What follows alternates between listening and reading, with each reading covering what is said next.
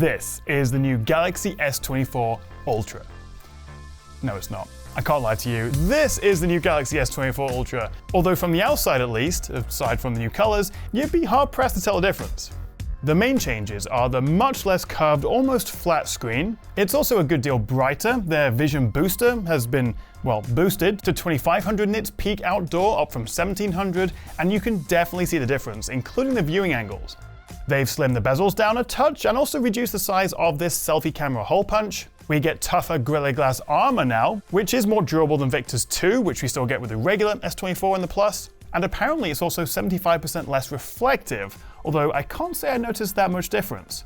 There's also this new titanium frame because, well, I guess Apple did it, so why not? Although while I am told it is tougher and more scratch resistant, it doesn't actually make it any lighter. It doesn't reduce the weight like it did with the iPhone, because they went from stainless steel to titanium, and we've gone from aluminium to titanium, which actually is heavier. So Samsung had to make changes elsewhere on the phone to keep it a similar overall weight. So make no mistake, this is a very big phone with the squared off corners, the usual 6.8-inch screen with the Ultra, and it's actually a full millimeter wider than before.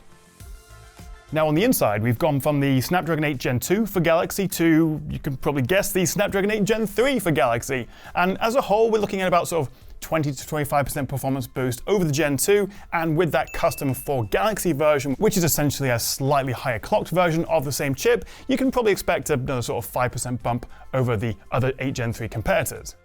I'm also very pleased to see they've nearly doubled the size of this vapor chamber cooler. You can see the difference versus last year, and so with better heat dissipation means we get better sustained performance, which of course is a big deal for all you gamers. And also, while the battery size has stayed the same, unlike the regular S24 and the Plus, which have had a bump in size, Samsung tell me, because of the new AI algorithms and the more efficient chip, the new S24 Ultra should last a good hour or two longer than this. Obviously that is something I'll put to the test in my full review, but a nice little bump in battery would be nice. And then we have the camera. And they've switched out the 10 megapixel 10x zoom for a 50 megapixel 5x. And of course, there are a billion new AI features. And if you can tell me the number of times I say AI in this video in the comments, you'll get 10 tech chat points. Tech chat points have no value whatsoever and is purely an engagement tactic. Please don't waste your time with Tom's BS. So on the face of it, it does all feel kind of iterative. And I must admit, when I came out of Samsung's briefing, I was a little bit underwhelmed and also a little bit confused, because obviously they've announced the return of Exynos chips for the regular S24 and the Plus, but only in previous Exynos territories, like the UK, Europe, India, I think, whereas America gets Snapdragon throughout, and also the Ultra will get the Snapdragon throughout as well. So it looks like I'm gonna have to go back to making these videos again. But I have to say, after playing around with the new phones for a good couple of hours, after initially being quite skeptical, I did come away impressed. There's a lot more to this than the spec sheet will tell you. For example, one of my biggest criticisms of the S23 Ultra is how janky it can be going between the different zoom lenses. It's not as smooth as the iPhone, and if you're shooting at 4K 60 video, you can't actually switch between the lenses once you start recording. Well, I have good news. The S24 Ultra is so much smoother. Recording this at 4K 60 and switching between the ultra wide, the 1x, 2x, 5x, 10x, and then all the way back, much smoother. And also it seems to be a lot more stable now when you are zoomed in. Samsung tell me the S24 Ultra uses a wider OIS, or optical image stabilization, which uses a new gyroscopic analyzer and new AI algorithms for a steadier zoom. And it seems to be doing a good job. I smuggled the phone outside for a few minutes as well, and they say nighttime zoom video has also been improved thanks to a new dedicated ISP for it and also that gyro sensor. And while I definitely need to do a side-by-side with the S23, it looks like a solid improvement. Although switching between lenses in low light did seem a little bit more jumpy than in good light, pre-release software perhaps. Oh, and speaking of video, you can, for the very first time, record 4K at 120 FPS. Yes. I don't know how often I'll use it, but I like I have the option, although it is only available in the Pro Video mode in the camera app. But the headline has to be that they switched out the 10x telephoto zoom with a 5x. So now you've got the ultra wide, the 1, the 3, and the 5.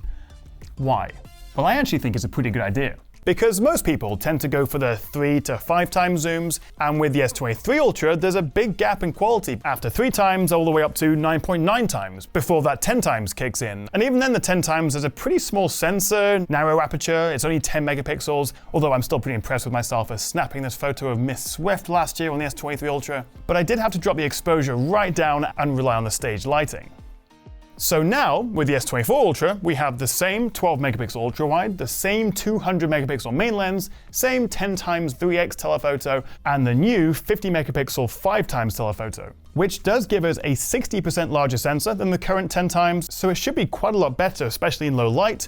And then when you zoom up to 10x, it uses a crop of that higher 50 megapixel resolution, so we end up with a 12 megapixel photo, with what I'm told should be a very similar quality to the S23 Ultra's optical 10x.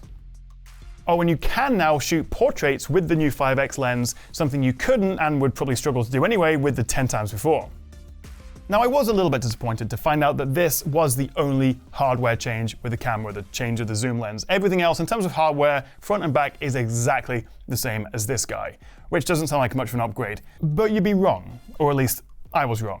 Samsung tell me their new Pro Visual engine will make a big difference across all 5 cameras on the phone. And without boring you all to death, this includes their Cognitive Aware engine for better subject and lighting and scene recognition. Previously, this was only used on the selfie, and also improved adaptive pixels. So when you take a shot and the photo is processing, the 16:1 pixel binning that we get with that 200 megapixel main camera, this is now processing at an individual pixel level, promising better contrast, lighting, color, and just overall more realistic photos.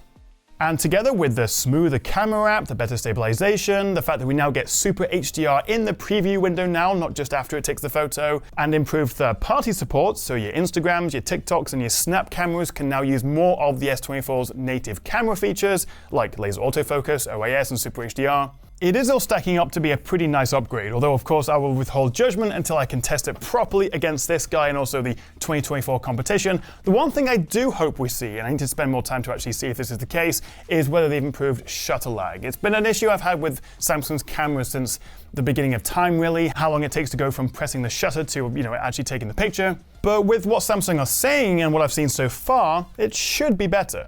So Samsung is really banging on about how much AI is being used in the camera throughout, from the preview, taking the shot, processing, and then sharing. But that's just the start. This year is all about Galaxy AI. And you'll also start to see this little 3-star icon, indicating there's some AI wizardry about to happen. Little factoid for you guys, Samsung actually means 3 stars in Korean, and the original logos all incorporated 3 stars. And starting with the Gallery app, Samsung supercharged the AI photo editing. Open up a photo and you'll get up to 12 different suggestions to remaster it, from removing reflections, moire, unwanted shadows.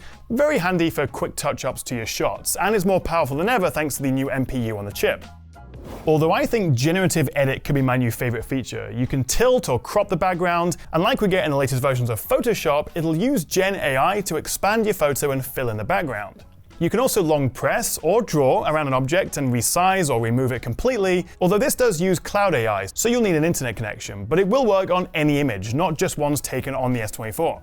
Then we have instant slow-mo. Again, in the gallery, just tap on any video, and using AI, it'll analyze the movement in the video and interpolate or create new frames at 4 times the frame rate of what you've recorded. So a 30 FPS video becomes 120, 60 becomes 240, etc. And then opening it up in the video editor, it'll automatically add the slow motion at the points you've tapped. Very cool. Beyond the camera, we have this new circle to search with Google. So now when you long press the home button, which previously would bring up the Google Assistant, it now opens up circle to search, where, as it says on the tin, you just circle an area on the screen with your finger or the S Pen, and it will search for it, whether it's a jacket, an animal, a place, a person. You could kind of do this before by maybe using the S Pen to take a screenshot and then using Google Lens on it, but it's a bit more baked in now, and it will then follow up with relevant questions. Then we have Interpreter. Hola, ¿cómo estás? Hello, how are you?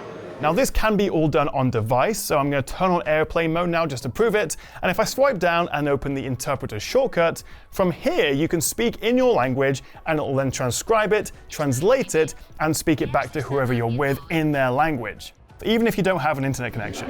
Are there any good bars around here? Although I must admit our little Spanish to English conversation wasn't quite as accurate as I'd hoped. This one worked much better though, Transcript Assist. Say you've had a long lecture or meeting at work, and you've recorded the audio to listen back later. Now here, just open it up, hit transcribe, select your language, because of course it can translate it for you as well. Let the magical Galaxy AI do its thing for a moment, and it will transcribe everything and even break down multiple speakers within the same audio clip. But the best part is it can also summarize this whole transcription, and in just a few seconds, it'll spit out a bullet point summary. You can then add this to your notes, use the auto format tool for the layout you'd like, and all I know is I would have paid a lot of money for this at university. Chat Assist is also new, using AI to help you change the tone of your messages. Hit the stars AI button, and then you have different options for translation, writing style, and spelling and grammar, mostly pretty self-explanatory, but writing style will then give you 5 different options to change the tone of your message to suit the situation. But this does only work with the Samsung Messages app. There's lots more too, like Live Translate, where you can speak to someone on the phone and then it will transcribe it, translate it, and then they both can read and hear that translated message back, and then they can do the same back to me. They did have a demo. I didn't film it because it was like 8:30 at night and I was starving. I had to run away and go to another meeting at CES, but I promise you it exists. But certainly there is a big emphasis on this sort of translating, transcribing with the new AI. So let's wrap up, and we're getting a less curved, brighter screen, tougher glass, and a new titanium frame, Snapdragon 8 Gen 3 chip with a beefier vapor chamber cooler, the promise of slightly longer battery life, although no change to charging, a new 5x zoom, more video options, better stabilization, and improved quality across the board, although TBC on how big of an upgrade it really is, lots of new quality of life AI features, with some you'll probably use more than others, and that is about it. What do you think? Are you tempted to upgrade to the new S24 lineup? I would actually say, while we haven't really covered that in this video, the S24 Plus may be the one to go for. I'll cover that in a full comparison video. But my only concern is, as I say, outside of the US, we are getting an Exynos chip rather than the Snapdragon 8 Gen 3, and I just don't know how it's going to perform yet. Samsung aren't telling us, so maybe hold off on that. And even though it is a bit iterative, I think, this year, I'm still pretty excited for it. And if you do fancy pre-ordering one for yourself, because there are some fancy pre-ordered bonuses, I will leave a link in the description below. But what do you think? Are you going to upgrade? Do you have anything you'd like me to test or try out on the new phones? Drop a comment below, and make sure you have hit that subscribe button, because there's going to be tons of videos. You'll be sick of me by the end of the month comparing the S24 and reviewing and all those good things. So stay tuned, and I'll see you next time right here on the Tech Chat.